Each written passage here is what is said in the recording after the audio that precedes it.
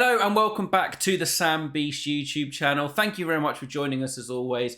My name is David Foxen, and before we start, please don't forget to like this video and subscribe if you want to see more IT asset management, software licensing, ITAM technology, FinOps, cloud, SaaS based related content. We've got lots planned for next year. And speaking of next year, it's going to be another big one for ITAM. Why ITAM seems to thrive in such morbid, bad world times is crazy. 2008 crash, ITAM started flourishing. COVID, ITAM flourished even more. And now we've obviously got the fallout from COVID, the various recessions, everything that's going on in the world. And it just means that there's going to be even more focus and opportunities for ITAM. Here are my 5 reasons why ITAM is going to be big in 2023. Now, the first one, we actually made a video on this before, and that was Gartner's awesome yearly research that they do predicting IT spend for 2023. We did a full in-depth analysis on this, so please feel free to click the link up here or up here somewhere to that video. But the long and short of it is, in that report, Gartner are predicting a 5.1% increase in IT spending in 2023. Which equates to IT spend of $4.6 trillion. That is a lot of money. IT asset management is all about cost optimization. It's all about managing your hardware and your software assets throughout their life cycle. And a part of that, like I said, is the cost optimization, is the saving money, is the cost avoidance. Who better to support the management of that increased investment in IT than ITAM? The software increase was large. The hardware increase was less large. That may have declined a little bit. We'll skirt over that one, but there's reasons for that because of not paying yet and device leasing, all these other things.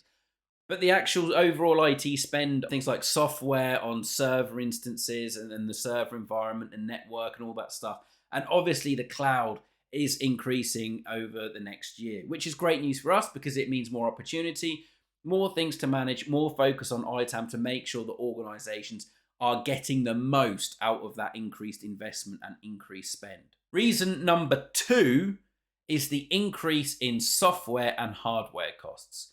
We've seen over the past 3, 4, 5 months a number of software vendors release updates for their pricing for 2023, and it's all increases. It's significant increases as well for some vendors, up to 25 to 30% in some cases.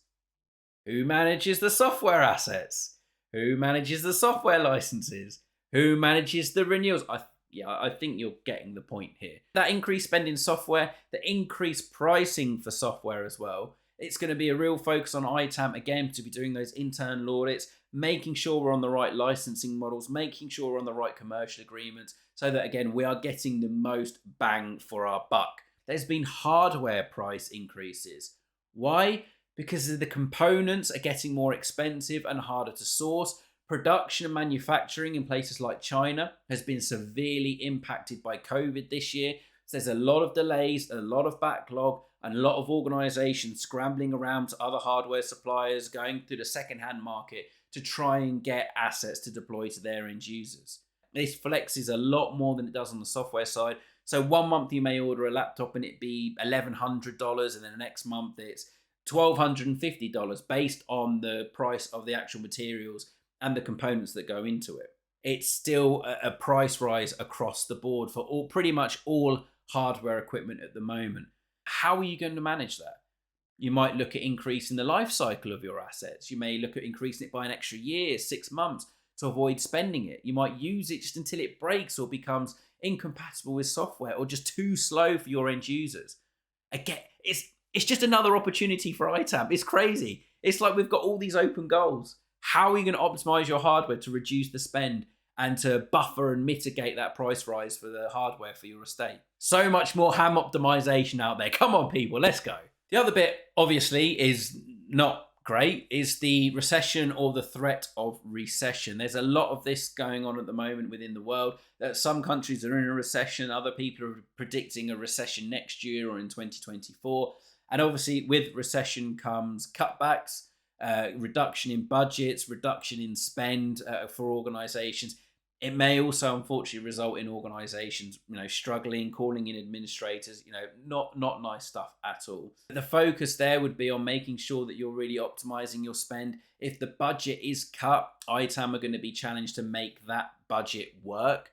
So regardless of how much money you've got, you're still going to have to be able to give people a working laptop, maybe even a working mobile device. You're still going to be able to have to give them licenses so that they can do their work. But ITAM are going to have to get creative to look at maybe cheaper alternatives, maybe a different hardware model that's cheaper, that still does the job. Maybe reviewing your hardware convention and saying, look, people do not need more than one asset. We're not giving out phones anymore. Just to save money on SIM card, on phone contract cost, on the physical handset cost, we're not doing phones anymore. Whatever it takes to make sure that you're matching the new budget requirements that you've been set due to the potential recession or current recession. And that's not a nice position to be in at all. But it's something that ITAM needs to be aware of, and ITAM will need to get creative and show even more value to organizations that are struggling. Along with the recession, there's also going to be a reduction in budget, IT budget, for a lot of organizations as well, as organizations look to battle these price rises, battle external influences, etc., that are impacting the market at the moment. A lot of organizations have reduced their IT budget, particularly on the OPEX side of things, but also on CAPEX too, which will impact your hardware and your software licenses. With reduction in budgets may also unfortunately come reduction in headcount or new hires. I firmly believe that organizations should be looking at internal reductions first within their hardware, software, services, cloud spend, whatever it may be, before they start letting go of people. It seems ridiculous that if you're wasting millions of pounds a year on inactive software or hardware refreshes that don't need to be done, yet you're culling 20-25% of your workforce. Your priorities aren't quite there. Maybe stop buying brand new iPhones, brand new iPads every time. Maybe look at reusing stuff so that your budget will decrease so that less people have to lose their livelihoods. Why people keep getting rid of staff and then you see how much money they're spending on software licenses or hardware, it doesn't make sense. Or they announce that they're letting go loads of people and then someone new joins and they've got a brand spanking new laptop, an iPad, an iPhone and everything when people are losing their job because of cutbacks and lack of money. It doesn't quite make sense. IT can be one of the first areas that can save money to help reduce the amount of layoffs that need to occur. And ITAM can play a huge part in that by sweating assets, optimizing software, getting those internal audits done. Internal audits for hardware as well. If you're not using it, get it back into stock, re-provision it. Maybe even looking at the second-hand hardware market to reduce costs. There's so many options out there. Letting people go should be the last one. And finally, we've seen a lot of focus on green IT in 2022, and that shows no signs of letting up in 2023. Green IT, climate change, environmental sustainability is a hot topic at the moment and will continue to be moving forward as organisations not only look to get money back for their assets at the end of life, for example, but are also looking at things like energy efficiency rating on monitors and static assets, how much electricity they're using, what their impact is on the environment. Also then looking at how they can recycle as much as they can, especially fixed assets again, but also laptops, desktops, etc. So they get money back through the rebate. But if they can't sell it on, they also want to know how the recycling impact has on their organization. I've seen a lot of people using tree graphs to say, look, this is how many trees we've saved or planted through the recycling of electronic equipment, which is awesome. Really love to see it, and it's just going to keep growing and growing and growing in momentum and importance for organizations, especially as they look to migrate their existing server rooms or data centers into the cloud. And obviously that's going to have a big green IT impact on that organization.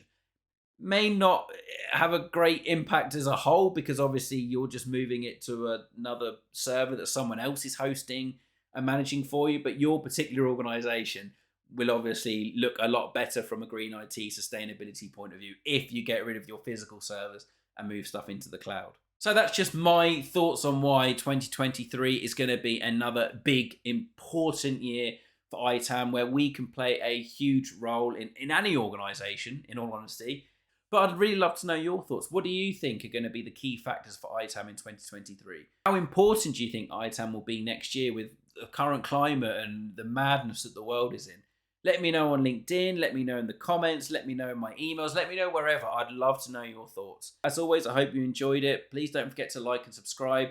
And until next time here at the Sand Beast YouTube channel, happy ITAMing.